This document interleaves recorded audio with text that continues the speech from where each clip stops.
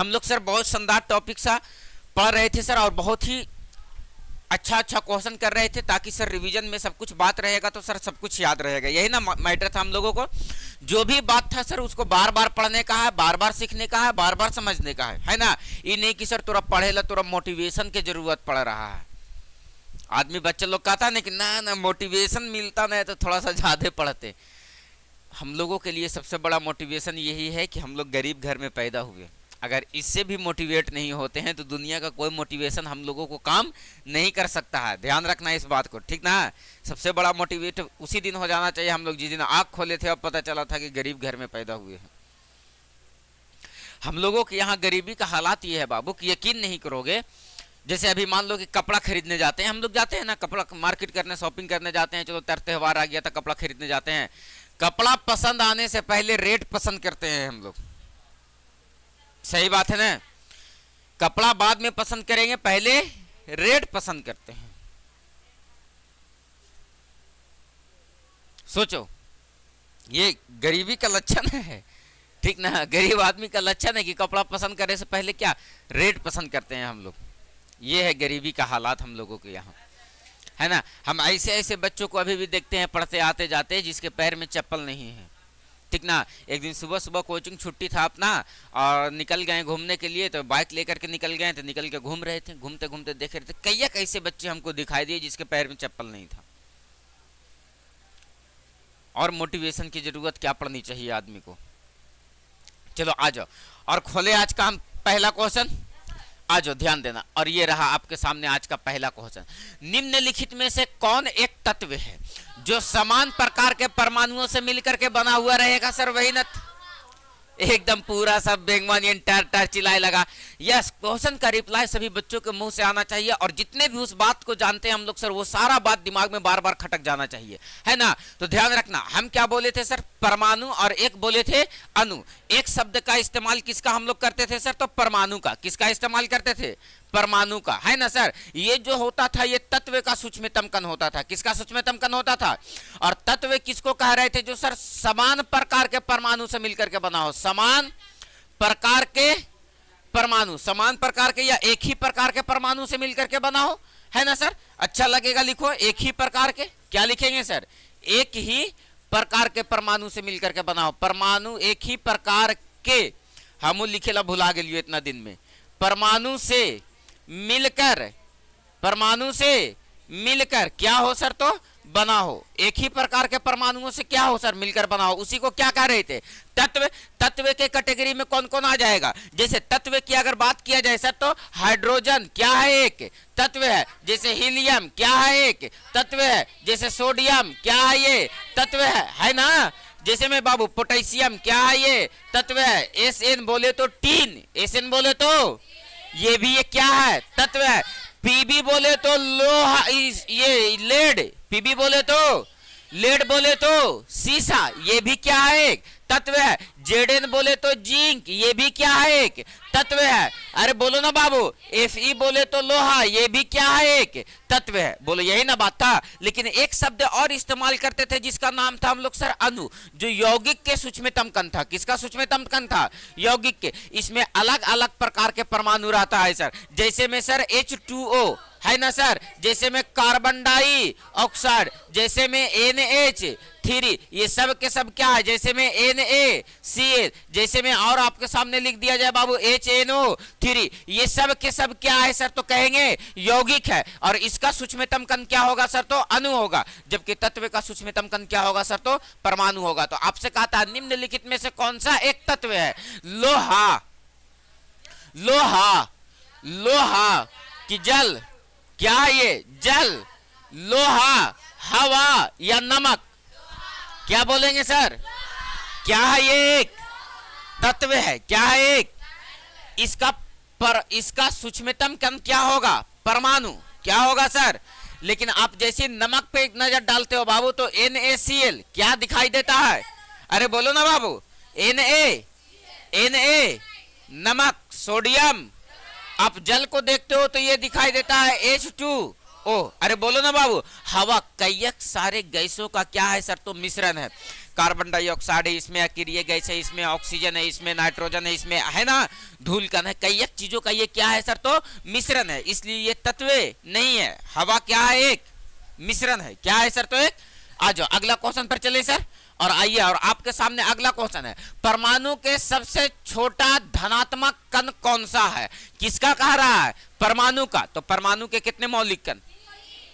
परमाणु के कितने मौलिक कण? कितने मौलिक कण? परमाणु के कितने मौलिक कण? ये क्या है सर, तो परमाणु। ये क्या है सर, तो परमाणु। और इस परमाणु के अंदर आपको क्या दिखाई देता है सर, तो नाभिक। क्या दिखाई देता है? और इस नाभिक में क्या होता है सर, तो न्यूट्रॉन और प्रोटॉन। इलेक्ट्रॉन कहाँ होता है सर? इलेक्ट्रॉन कहाँ होता है नाभिक के? कोई बच्चा बताएगा कि इलेक्ट्रॉन जिस कक्षा में या जिस स्थान पे अपने स्थान पे चक्कर लगाता है उस स्थान को क्या कहते हैं? कक्षा या इलेक्ट्रॉन जिस मार्ग पे चक्कर लगाता है उसको क्या बोलते हैं? कक्षा या। तो बताओ इलेक्ट्रॉन कहाँ रहेगा सर, तो कक्षा में रहेगा। कहाँ रहेगा सर, तो या कहाँ रहेगा सर, तो सेल में रहेगा। और कक्षा या सेल को हम लोग कैसे लिख रहे थे? के एल एम एन। यहीं पर थोड़ा सा एक बात रिपीट करेगा मेरे प्रिय शिष्यगण कि सर के वाले सेल में कितना इलेक्ट्रॉन रहेगा? एल वाले में, एम वाले में, एन वाले में। याद है? बोलो याद है? बताओ पहले नंबर का सेल कौन है? अरे पहले नंबर का सेल कौन है? पहले नंबर का सेल, पहले नंबर का सेल के, दूसरे वाला एल, तीसरे वाला, चौथा वाला, है ना number of cell, number of. लेकिन अगर पूछ दे किसी भी कक्षा में किसी भी इलेक्ट्रॉनों की संख्या, अधिकतम इलेक्ट्रॉनों की संख्या कितना होता है, तो क्या कह रहे थे? 2n²। तो कहता है परमाणु का सबसे छोटा धनात्मक कण। तो परमाणु के कितने मौलिक कण? 3 मौलिक कण। एक को बोलने का इलेक्ट्रॉन, एक को बोलने का, दूसरे को बोलने का, तीसरे को बोलने का। अरे बोलो ना जी। अरे क्लास 9th में आकर के बस इतना ही करना है जितना करवा रहे हैं रघुपति राघव राजा राम, जितने पैसा उतने काम, है ने? आई सर और 2-3 दिन छुट्टी के कोई उपाय नहीं था? इतना मजा आ रहा था ना सर, इतना मजा आ रहा था। लड़का लोग को तो मत पूछो, मजे ही मजा था। एक दिन नाच था बेटा, एक दिन फाइनल मैच था, है ना, अवसर पे अवसर। एक दिन जागरण भी था, जागरण में नहीं गया होगा बेटा, नाच देखे तो आया होगा। जागरण में बहुत कम भीड़ था ना, नाच में बहुत ज्यादा भीड़ था। रहेगा ना बाबू। अभी 1 लीटर कह रहे हैं, अभी दूध बेचने के लिए घरे घरे गांव में निकल जाओ, नहीं बिकेगा। लेकिन दारू बेचने के लिए निकल जाओ, एक दारू बिक जाएगा, घाट जाएगा। और ले आवा ना हो बाबा, तुरंत गए लेगा। एक पाठ हमरो दे दिया। आ जाओ। इलेक्ट्रॉन पर कैसा आवेश? ऋण आवेश। कैसा आवेश? इलेक्ट्रॉन पर कैसा आवेश? अरे बोलो प्रोटॉन पर कैसा आवेश? धन आवेश। प्रोटॉन पे कैसा आवेश? और बताओ बाबू कि न्यूट्रॉन पे कैसा आवेश? कोई आवेश नहीं। ये कहता है भैया हमारा दुनियादारी से कोई मतलब नहीं है, हम हो गए भैया सन्यासी।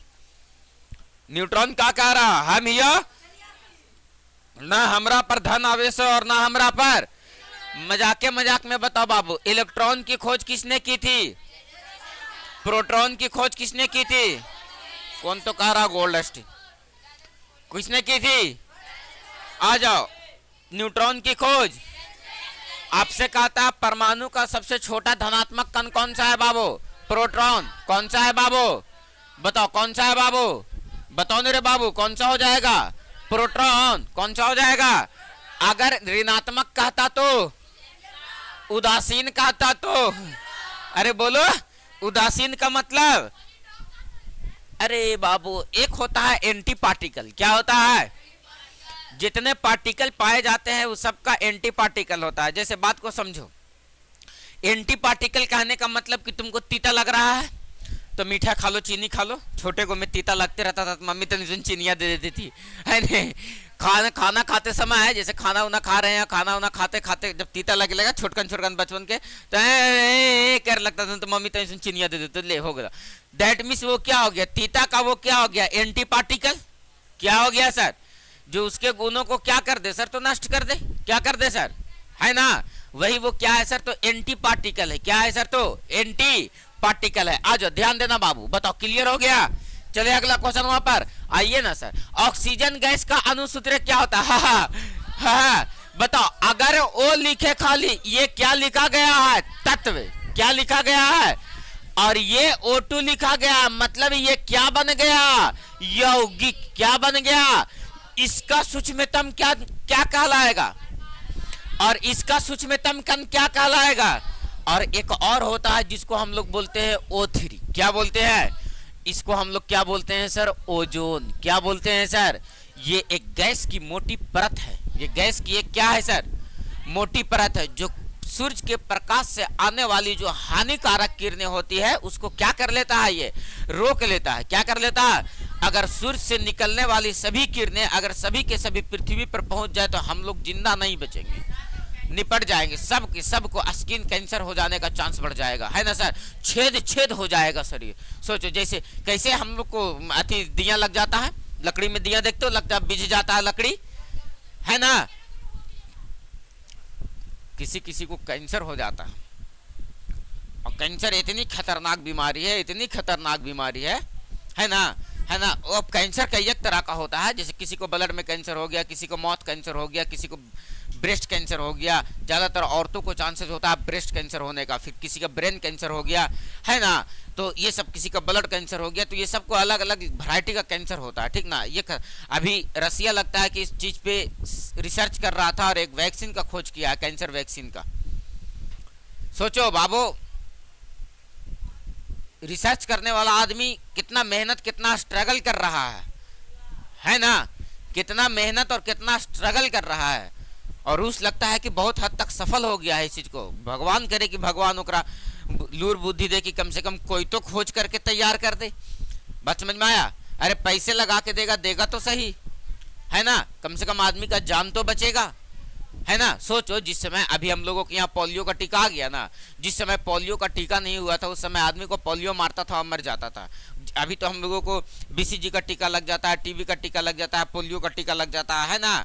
सब का टीका लग। सोचो जिस समय टीका या वैक्सीन ना निकला होगा उस समय आदमी को पोलियो होता होगा सर, मारता होगा पोलियो और मर जाता होगा। अभी तो देखिए लकवा मार देता था ना। बस समझ में आया? अभी तक मम्मी लोग कभी कभी ना कह देती है हथवा ठूठ हो गलो है, वो वही कहे के सेंस रहता है ओकरा ठूठ होवे का मतलब हाथवे काम न कराओ। चलो आ जाओ, तो बताओ ऑक्सीजन का अणुसूत्र क्या होता है? क्या बोलेंगे? ऑक्सीजन का अणुसूत्र ये क्या है? O3 बोले तो ओजोन। क्या है ये? और O बोले तो केवल और केवल ऑक्सीजन तत्व है सर। आज अगला क्वेश्चन पर विचार रखो तो बबुआ। और अगला क्वेश्चन क्या कहता है सर? देखो तो ध्यान से, तो आप फूक दिया। देखो कहता H2O बोले तो ये जल है, H2O बोले तो ये क्या है? अरे बोलो H2O बोले तो ये क्या है? जल है। वो भी कैसा जल है सर? तो साधारण जल है। कैसा जल है? साधारण जल। याद करो बाबू, जिस समय क्लास क्लोज कर रहे थे दुर्गा पूजा से पहले दिन का ये क्वेश्चन है ना? दुर्गा पूजा का पहले दिन का ये क्वेश्चन है ना? एकदम धर के उधिया देना है, धर के उधिया देना है। तब इंसान रावण दहन करे गया था तू लोग, वो भीड़ में रावण पूछता होगा कि इतना भीड़ लगा करके जो हम लोग तुमको दहन करने आया है, बताओ इसमें से खड़ा कोई एक आगो राम भी है कि नहीं है? पूछता होगा रावण कि तुम लोग हर साल हमको जला देते हो। तो रावण मर गया? नहीं, रावण का अंत नहीं हुआ, काहे कि फिर अगले साल जलाते हैं हम लोग, है ना? मतलब रावण जिंदा है। रावण तब मरेगा जब इस धरती से बुराई मिट जाए, है ना? रावण तब मरेगा जब इस धरती से पूरा का पूरा गलत काम मिट जाए। असत्य पे सत्य का पराजित कैसे करोगे? आ जाओ, ध्यान देना। H2O में हाइड्रोजन और ऑक्सीजन का अनुपात एक अनुपात, इसीलिए इन साल हम लोग रावण को जला के नहीं, जला के भी मारे और डुबा के भी मारे। ले बदले पे बदला लेंगे, है नहीं? आज ध्यान देना। H2O में हाइड्रोजन और ऑक्सीजन का अनुपात द्रव्यमान के अनुसार बताओ। किसके अनुसार बताओ? बताओ मेरे बबुआ, कितना आसान बात पूछा क्वेश्चन। किसके अनुपात? तो एक बात बताओ, द्रव्यमान के अनुसार। कहता है बाबू H2O, तो बताओ हाइड्रोजन का द्रव्यमान कितना होता है? 1, और है कितना बाबू? 2। तो 2 एकम 2 और ऑक्सीजन का द्रव्यमान कितना होता है 16 और है कैगो एगो तो 16 एकम 16। कहता है बाबू कि हाइड्रोजन और ऑक्सीजन का अनुपात बताओ तो हाइड्रोजन कितना है 2 और अनुपात ऑक्सीजन कितना है 16 2 8 16 1 अनुपात 8। ये पिछले दिन का भी क्वेश्चन था, बोलो था कि नहीं था, है ना। क्या हो जाएगा सर तो 1 अनुपात 8 है ना सर। द्रव्यमान पूछ रहा है सर तो आप घर से द्रव्यमान निकालोगे किसका किसका सर तो NH3 का द्रव्यमान निकालोगे, कार्बन डाइऑक्साइड का द्रव्यमान निकालोगे, D2O का द्रव्यमान निकालोगे, NaCl का द्रव्यमान निकालोगे। पिछले दिन क्वेश्चन दिए थे बनाने के लिए बहुत ढेर सारा, बनेला कि झूठ बोल रहा है। अरे पूछबो करेंगे पूछबो करेंगे, बात समझ में आया। चलो आ जाओ ध्यान देना, चले हम आगे चले हम आगे चले हम आगे आ जाओ। अगला क्वेश्चन देखो तो क्या कह रहा है सर। कहता है सर परमाणु संख्या किसे कहते हैं। अरे परमाणु संख्या किसे कहते हैं, किसी भी परमाणु में क्या कह रहे हैं, किसी भी परमाणु में उपस्थित, किसी भी परमाणु में कौन सी संख्या, प्रोटॉन की संख्या, किसी भी परमाणु में उपस्थित किसकी संख्या, प्रोटॉन की संख्या को क्या कहते हैं सर तो परमाणु। तो न्यूट्रॉन की संख्या, इलेक्ट्रॉन की संख्या, प्रोटॉन की संख्या, प्रोटॉन प्लस न्यूट्रॉन, इसको तो परमाणु भार कहते हैं। क्या कहते हैं, अरे याद करो, इसको क्या कहते हैं परमाणु भार। प्रोटॉन की संख्या को क्या कह रहे होते हैं बाबू तो परमाणु संख्या। प्रोटॉन की संख्या को क्या कह रहे होते हैं परमाणु संख्या। बोलो यस या नो सर, बोलो यस या नो सर। बोलेंगे कि किसी भी परमाणु में, किसमें, इलेक्ट्रॉन की संख्या, प्रोटॉन की संख्या और परमाणु संख्या तीनों आपस में क्या होता है। अगर परमाणु है उसमें इलेक्ट्रॉन की संख्या, प्रोटॉन की संख्या और परमाणु संख्या तीनों आपस में क्या होगा बराबर, इसीलिए ये दोनों बराबर हो जाता है, इसीलिए परमाणु क्या हो जाता है उदासीन। परमाणु क्या हो जाता है उदासीन। लेकिन आपसे पूछा जाए कि नाभिक क्या होता है तो कहेंगे नाभिक जो होता है वो धनावेशित होता है। कैसा होता है, अरे बोलो ना जी, अरे बोलता कौन नहीं चोटन कहीं के, बताओ परमाणु कैसा होता है। हट, परमाणु कैसा होता है उदासीन। नाभिक कैसा होता है, खत्म बात। परमाणु कैसा होता है, नाभिक कैसा होता है, परमाणु कैसा होता है, नाभिक कैसा होता है। आ जाओ अगला क्वेश्चन पर बात करो तो सर देखो तो क्या कहता है सर। कहता निम्न में से कौन सी गैस हाइड्रोजन के साथ जल बनाती है। एक ऐसा गैस का नाम बताओ कि जो हाइड्रोजन के साथ मिला दे तो वो क्या बनावे, है ना बाबू, कौन सा, हाइड्रोजन गैस जब ऑक्सीजन गैस से अभिक्रिया करती है तब ये क्या बना लेती है, जल, H2O, है ना। गटर गटर पीते हैं सर, सोचो धरती से पानी खत्म हो जाए बाबू, बात करते हैं सर इतना पानी बरस ले, इतना पानी बरस ले, आधा बिहार डूब गया है ना, आधा बिहार डूबल है। अब आप कह रहे हैं धरती से पानी खत्म हो जाएगा। 70% भाग पानी है सर, 30% भाग स्थल है सर, लेकिन उस पानी को कुछ इस्तेमाल नहीं करते हैं हम लोग। समुद्र के पानी को ना सिंचाई में इस्तेमाल कर सकते हैं, ना पीने में इस्तेमाल कर सकते हैं, बहुत खारा होता है, उसमें नमक की मात्रा बहुत ज़्यादा होता है ना। हम लोग नदी का पानी इस्तेमाल कर सकते हैं, कुएं का पानी इस्तेमाल कर सकते हैं, है ना, तालाब का पानी इस्तेमाल कर सकते हैं, आहार का पानी इस्तेमाल कर सकते हैं, समुद्र का पानी इस्तेमाल नहीं कर सकते हैं, उसमें नमक की मात्रा, लवण की मात्रा बहुत ज़्यादा होता है। सोचो इतना बारिश हुआ है बाबू, इतना बारिश हुआ है। इस बार तो एक वीडियो निकल करके सामने आ रहा था, किसी शहर का था, इतना मेहनत से गरीब आदमी रावण को पुतला बनाया था कि मेरा पुतला बिक्री हो जाएगा, पानी मारा तो पूरा का पूरा एकदम सब नहस तहस हो गया। गरीब तराही तराही साल भर इंतजार करता है कि एक साल आएगा तो पुतला बनाएंगे, बेचेंगे और उससे जीवन यापन करेंगे, लेकिन नहीं, प्राकृतिक को वो भी मंजूर नहीं था। प्राकृतिक के मंजूरी नहीं था कि रावण जल के मरे, रावण डूब के मरना था इंसान, ठीक ना। वो गरीब आदमी बहुत परेशान तराही तराही हो गया, एकदम बहुत वीडियो, बहुत दर्दनाक, सब आदमी रो रहा था। सोचो वो छोटा चीज भी नहीं था कि बारिश आया तो उसको उठा करके घर में ले आकर के रख ले। एका गो पुतला इतना बड़ा बड़ा होता है, कुकरा क्रेन से खड़ा करल जा रहा है ना। और सोचो कि सब पानी मारा, सबके सब पिघल गया, कुछ जैसे कि सब पेपर का ना बना हुआ होता है, बस डाल करके और पेपर का बना हुआ होता है ना, सबके सब भींग गया। कितना गरीब आदमी को सोचो ना बाबू, कि गरीब आदमी को परेशानी। यकीन मानो अभी सब्जी महंगा है कि नहीं मार्केट में, है ना। किसान के पास सब्जी नहीं है तो सब्जी देखो बाजार में महंगा है। जब सब्जी सस्ता हो जाएगा 2 रुपये और 1 रुपये जब टमाटर होगा तो टमाटर देखो किसान के पास रहता है।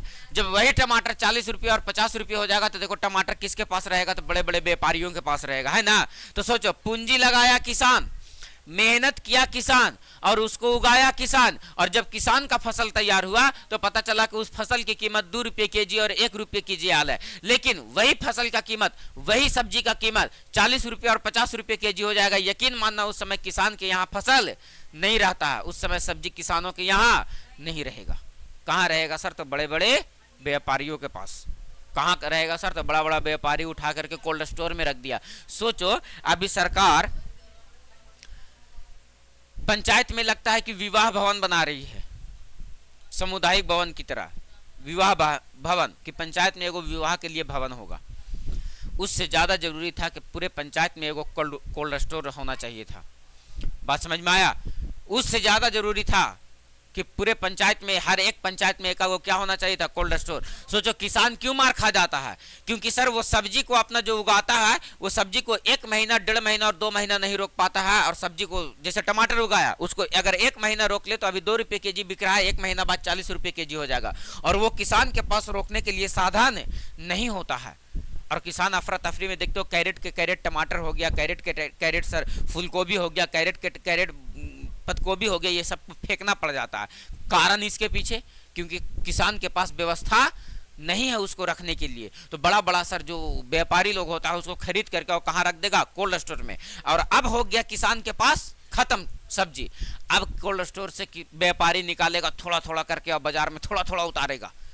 तो सब्जी का रेट 2 रुपये वाला कहाँ हो जाएगा सर? रेट बढ़ जाएगा कि नहीं बढ़ जाएगा? तो बताओ, ज्यादा जरूरी था विवाह भवन बनाना कि ज्यादा जरूरी था कोल्ड स्टोर भवन बनाना? जरूरी था कि नहीं था? कि अगर किसान अपना सब्जी को केवल 20 दिन, 25 दिन, 1 महीना, 1.5 महीना रोक ले तो किसान को अपना मूल्य मिल जाएगा। लेकिन सोचो कि जब टमाटर 2 रुपये केजी बिक रहा होगा तो सोचो कि किसान का लागत कहां गया, किसान का मेहनत कहां गया, किसान का समय कहां गया। इस बात पे नहीं सोचेगी सरकार। तो विवाह भवन बना दे रहे, बुमगार में भवन बना दे, जमुआर में करो बेटी का ब्याह रहे, अबेगा यहाँ करे नहीं ना। अरे बाबू, सुविधा का मतलब सुविधा गांव आसपास में मिलना चाहिए, है ना। लेकिन एक सोचो कोल्ड स्टोर बन जाए तो सबका 10-10 पैकेट, 20-20 पैकेट, 50-50 पैकेट सामान रखा सकता है कि नहीं रखा सकता है? एक छोटे से छोटे किसान को भी रखा सकता है कि नहीं रखा सकता है? लेकिन नहीं।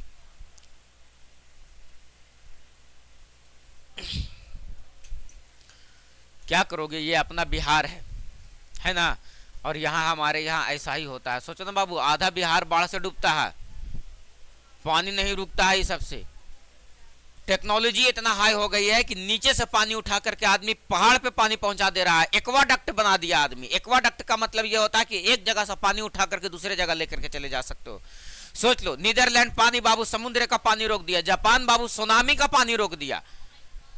बात समझ में आया? जापान सुनामी का पानी रोक दिया। रूस के पास एक बहुत बड़ा ये था, झील था, उसको सुखा करके और मरुस्थल बना दिया। सोचो, झील को सुखा करके मरुस्थल बना दिया। हमारे बिहार के आदमी को बाढ़ का पानी नहीं रुक पा रहा है। सोचो, है ना।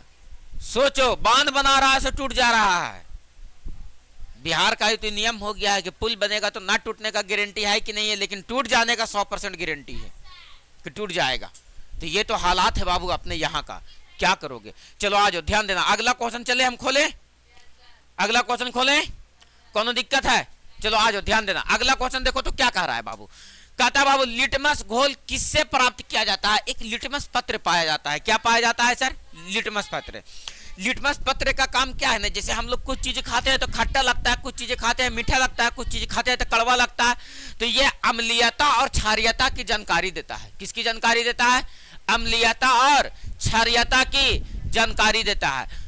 बताओ बाबू, हम क्या कह रहे हैं कि लिटमस पत्र एक प्रकार का पदार्थ है जो किसकी जानकारी देता है? अम्लीयता और क्षारीयता की जानकारी देता है। जो क्लास 10th में एक चैप्टर पढ़ना है सर, अम्ल, क्षार तथा लवण, उस बात को हम लोग उसमें इसको विस्तार से पढ़ना है। तो अभी आपसे केवल पूछा कि लिटमस पत्र जो पाया जाता है वो फूल से, पत्ते से, लाइकेन से या फफूंद से पाया जाता है। तो कहेंगे लाइकेन के पौधा से पाया जाता है। किससे पाया जाता है?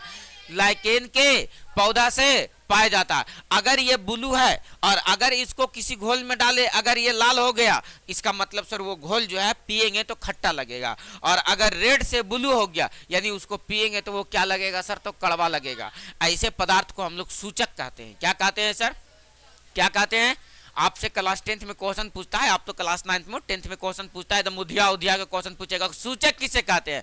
तो वैसा पदार्थ जो अम्लीयता और क्षारीयता की जानकारी दे देता है उसी को क्या कहते हैं सर, सूचक। इस सूचक में बहुत सारा आ जाता है सर, जैसे फिनेप्थैलिन आ जाता है, लाइकेन के पौधे से हम लोग लिटमस पत्र प्राप्त करते हैं, हल्दी का घोल आ जाता है, चुकंदर आ जाता है, लाल गोभी का पत्ता आ जाता है ना, फिर मिथिल ऑरेंज आ जाता है उसमें, फिर उसके बाद ये वैनिला इत्र आ जाता है। ये सब के सब सूचक है सर, है ना। उसमें प्याज भी आ जाता है, ये सब के सब सूचक के कैटेगरी में आता है सर। सब के सब अम्लीयता और क्षारीयता की जानकारी देता है। तो क्या कहेंगे, बोलो, वैसा पदार्थ जो अम्लीयता और क्षारीयता की जानकारी देता है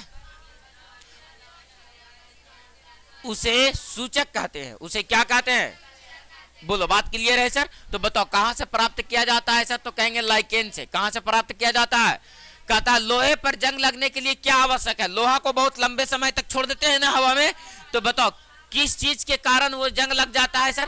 तो देखो, केवल हवा नहीं, हवा और पानी दोनों उसको नमी भी मिलना चाहिए और वायु भी मिलना चाहिए। उसके बाद वो क्या कर लेगा सर, तो जंग लगा लेगा, अपने ऊपर ऑक्साइड की परत जमा लेती है सर। तो क्लास 10th में जाओगे नहीं तो इसी बात को लिखेगा, जंग नहीं संक्षारण। क्या लिखेगा सर, कि धातु के संक्षारण से आप क्या समझते हैं या लोहे के संक्षारण से आप क्या समझते हैं? तो आपको लिखना पड़ेगा कि लोहे को लंबे समय तक वायु तथा जलवाष्प की उपस्थिति में छोड़ देने पर वह अपने ऊपर ऑक्साइड की परत जमा लेती है, जिसे हम लोग क्या कहते हैं सर, तो लोहे का संक्षारण या लोहे पर जंग लगना, लोहे पर जंग लगना। अब इसको बचाने का उपाय कई तरीका का है सर। अब पहले लोहा आता था, वो पहले लोहा केवल लोहा आता था, लेकिन अब लोहा जो आता है उस पे जिंक का लेप चढ़ाया हुआ रहता है ना, इसीलिए उस पर अब जंग नहीं लगता है। जैसे बाहर देखो ऑफिस वाला जो शेटर लगा हुआ है उसमें जंग नहीं लगेगा, क्योंकि उस पर किसका लेप चढ़ा दिया गया है, जिंक का लेप चढ़ा दिया गया है। आ जाओ, तो क्या आवश्यक है सर, तो दोनों आवश्यक है सर। और आज का अंतिम क्वेश्चन कहता है निम्नलिखित में से कौन सा अम्ल नहीं है? तो देखो ये तो सीधा सीधी अम्ल दिख रहा है सर, हाइड्रोक्लोरिक अम्ल। आपको देखो HNO3 नाइट्रिक अम्ल, H2SO4 सल्फ्यूरिक अम्ल, तीनों का नाम बताए हुए हैं हम। क्या बोल करके आए हुए हैं सर, HCl बोले तो सर हाइड्रोक्लोरिक अम्ल, हाइड्रोक्लोरिक अम्ल, इसका नाम क्या दिए हुए थे, हाइड्रोक्लोरिक अम्ल। एक था H2SO4, इसका नाम दिए हुए थे सल्फ्यूरिक अम्ल। क्या नाम दिए हुए थे, सल्फ्यूरिक अम्ल। और एक और था सर जिसका नाम क्या दिए हुए थे, HNO3, इसका नाम क्या दिए हुए थे, नाइट्रिक एसिड, नाइट्रिक अम्ल। कौन सा अम्ल, नाइट्रिक अम्ल। तो ये तीनों के तीनों क्या है, अम्ल। तो जो बच गया वही ना क्षार है, जो बच गया वही ना क्षार है। तो कौन बच गया, NaOH। आपसे कभी भी पूछे कि क्षार बताओ कि कौन होगा, तो जैसे में NaOH, जैसे में KOH, जैसे में MgOH का हॉल्ट वाइज, जैसे में CaOH का हॉल्ट वाइज, ये सब के सब क्या है सर, तो क्षार है। देखो ना OH OH OH OH दिख रहा है ना, तो जिसमें OH दिखेगा वो क्या है सर, तो क्षार है। क्या है सर, तो क्षार। जिसमें केवल और केवल हाइड्रोजन दिखेगा, जैसे हाइड्रोजन दिख रहा है, हाइड्रोजन दिख रहा है, हाइड्रोजन दिख रहा है, तो ये क्या है सर, तो अम्ल है। क्या है सर, तो अम्ल है। तो बताओ इसमें से कौन अम्ल है सर, तो कहेंगे NaOH, NaOH। बोलो बात क्लियर है सर? एक को बोलेंगे सर हाइड्रोक्लोरिक अम्ल, एक को बोलेंगे सल्फ्यूरिक अम्ल, एक को बोलेंगे नाइट्रिक अम्ल। बोलो बात क्लियर है सर? बोलो बात डन है सर? आ जाओ अगला क्वेश्चन। कहता है बाबू कार्बन डाइऑक्साइड गैस बुझाने में क्यों आती है? कार्बन डाइऑक्साइड गैस बुझाने के काम में क्यों आता है? जैसे कार्बन डाइऑक्साइड है, कभी कभी देखते हो ना आग लग जाता है, तो आग लग जाता है वहां पर पानी नहीं, गैस नियन ला करके कोई तो ऐसे ऐसे छिड़ देगा, है ना। जहां पर आग लगता है देखते हो अग्निशामक लोग आता है तो वहां पर देखोगे ना पूरा पूरा गैस ऐसे ऐसे करके छिट देगा, पानी नहीं छिटेगा। बात समझ में आया? अब बात को समझो, यह ऑक्सीजन देती है, यह दहन को रोकती है, यह जल बनाती है, यह दहन बढ़ाती है। तो याद रखना, जैसे ऐसे ऐसे आग लग गया, यहां पर मान लो कि ये पूरा आग लग गया ऐसे ऐसे, है ना, और बाहर से आ करके और इस पर कार्बन डाइऑक्साइड गैस का आवरण दे दिया ऐसे, तो आग तो इसके अंदर में लगा हुआ है, तो ये कखनी तक जलेगा, जखनी तक एक अंदर में ऑक्सीजन रहेगा तखनी तक न जलेगा, है ना। और जैसी ऑक्सीजन अंदर वाला खत्म होगा तो ये तो कार्बन डाइऑक्साइड गैस का ये क्या है, आवरण है सर, तो बाहर से ऑक्सीजन तो अंदर आने नहीं देगा ये, और जैसे ही इसको ऑक्सीजन मिलना बंद हो जाएगा तैसे ये आग क्या हो जाएगा, बुझा जाएगा कि नहीं। तो यही कहता है, यह दहन को रोकती है। किसको रोकती है सर, तो दहन को रोकती है। बोलो बात क्लियर है सर। तो देखो क्वेश्चन कहां कहां से उठा पटा करके लाएगा, ऐसा ऐसा क्वेश्चन रख देगा तुम्हारे सामने, तुमको लगेगा कि तो नया बात है सर। नया कुछ नहीं होता है, डेली का डेली प्रैक्टिस करो, सब पुराना हो जाएगा। बोलो बात क्लियर है सर। तो छोड़े आज का क्लास हम यहीं तक। सेट